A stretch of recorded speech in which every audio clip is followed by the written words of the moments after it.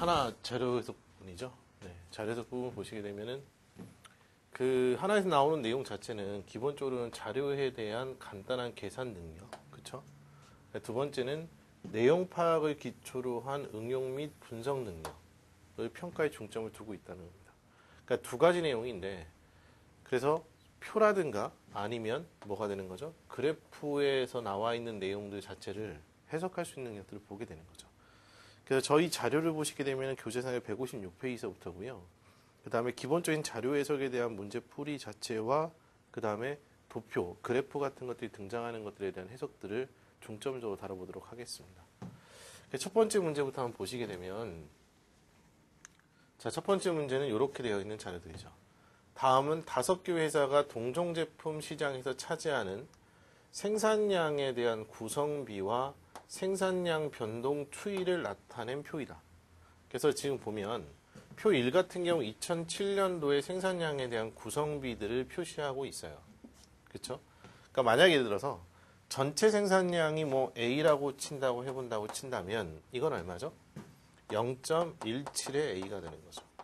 이거는 0.18의 A가 되는 거고요. 0.12의 A 이렇게 되는 거죠. 만약에 전체 생산량이 100개였다고 가정했다고 치면 이걸 100이라고 놓고 가정했다고 치면 얘는 17개 생산하는 거고 얘는 18개, 12개, 25개, 15개, 기타가 13개를 생산하는 모양인 거죠. 그래서 2007년도의 생산량 구성비 자체는 이렇게 표시해서 볼 수 있어요.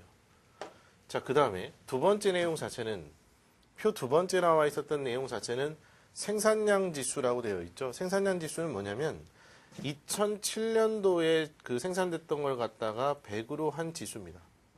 그러니까 여기는 17개가 100에 대한 데이터가 되는 거고 18개가 100이 되는 거고 12개가 100이 된다고 치면 자, 이거 같은 경우에 있어서는 18개를 생산했던 것보다는 1.85배 정도 더 많이 생산하게 되는 거죠. 이해가 되시죠? 표 두 가지를 주고 나서요. 다음 물음에 답하는데 1번 문제와 2번 문제입니다. 그래서 저희 교재에 나와 있었던 1번 문제와 2번 문제를 보는데 제가 자료를 잘라서 보여드리긴 했지 않습니까? 근데 여러분들이 숫자가 너무 작아서 안 보이는 경우들이 있으실 때는 저희 문제집에 나와 있었던 내용을 직접 보시고 진행하시는 게 맞는 것 같아요.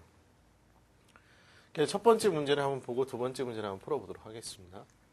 자, 첫 번째 문제는 2011년도에 생산량이 가장 많은 회사와 그 생산량의 구성비로 가장 알맞는 것은 이라고 되어 있어요. 그러니까 내용이 2011년도에 생산량이 가장 많은 회사와 그 생산량의 구성비로서 가장 알맞은 것은 찾아달라고 되어 있죠. 정리를 한번 해보도록 하겠습니다. 아까 자료에서 봤었던 내용들 한번 다시 볼까요? 자, 아까 제가 2007년도에 대한 내용 자체를 A사가 17%인데 전체 생산 구성량이 100개라고 가정했다고 치면 이걸 100개라고 생각한다고 치면 A사가 2007년도에 계산해 만들었던 것이 17개예요. 그쵸? A사가 17개지 않습니까? A사가 17개였던 겁니다. B사 같은 경우는 몇 개가 됐던 거죠? 18개인 거죠. 그 다음에 C사 같은 경우에 있어서는 12개, D사 같은 경우에 25개, E사 같은 경우에는 15개입니다. 물론 기타 자체가 몇 개를 생산한 13개를 생산하고 있습니다. 근데 우리가 따져보고자 하는 건 2011년도잖아요. 2011년도에는 자, 2007년도를 갖다가 뭐를 보게 되는 겁니까? 2007년도 자체를 갖다 100이라고 하는 숫자로 봤을 때 1.25배가 되는 거니까 곱하기 1.25를 해줘야만 몇 년도에 대한 자료가 나오는 거냐면 2011년도에 대한 데이터가 나타나게 되는 거죠.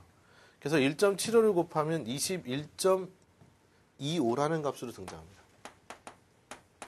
자, 그 다음에 B사 같은 경우에 있어서 얼마를 곱하시면 되는 거냐면 B사 같은 경우는 얼마죠? 1.85를 곱하시면 되죠.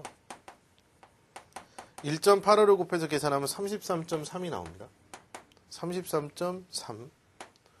자, 그 다음에 12 같은 경우에 있어서는, 그러니까 C사 같은 경우에 12%에서 몇 %까지 가는 거냐면 50%니까 개체수가 0.5를 갖다 곱했을 때 6개가 될 거고요. 6.0개가 되겠네요.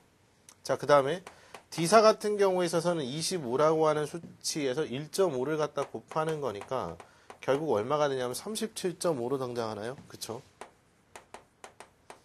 자, 이사 같은 경우에 있어서는 얼마냐면 40%니까 0.4를 갖다 곱했을 때 얼마가 되는 건가? 0.4를 갖다 곱하면 6.0이 나오게 되는 거죠. 자, 제가 정리됐던 내용은 뭐냐면 2007년도에 100개를 생산했을 때 차지하고 있었던 양을 보여주는 거예요. 그것이 2011년도에서는 그쵸, 지수화를 시켰을 때 계산해 보시면 이런 값들로 등장을 하게 되는 거죠. 그래서 여전히 구성비입니다.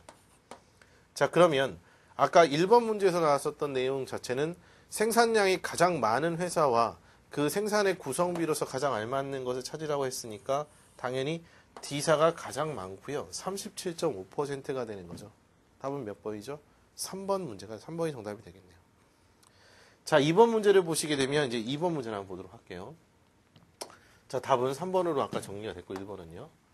위의 표 1과 2를 참고할 때 다음 설명 중 옳은 것은 자, 2011년도 C사와 E사의 생산량은 같다. C사에 대한 구성비가 6.0이었고요. E사에 대한 구성비도 6.0이기 때문에 C사와 E사의 생산량의 비는 똑같은 겁니다. 생산량이 같은 거죠. 따라서 1번이 정답이고요. A사의 2011년도 생산량은 2010년도와 같다. 뭐 다를 수밖에 없을, 다른지 같은지는 생산량 2011년도의 생산량의 개수를 모르기 때문에 비율적인 거로만 따져볼 수는 없죠. 자, 3번 2007년도 5개 회사의 생산량은 같다. 2007년도에 5개 회사의 생산량이 같지는 않았어요. 생산 비의 구성이 틀렸죠. 아까 이렇게 구성비가 틀렸기 때문에.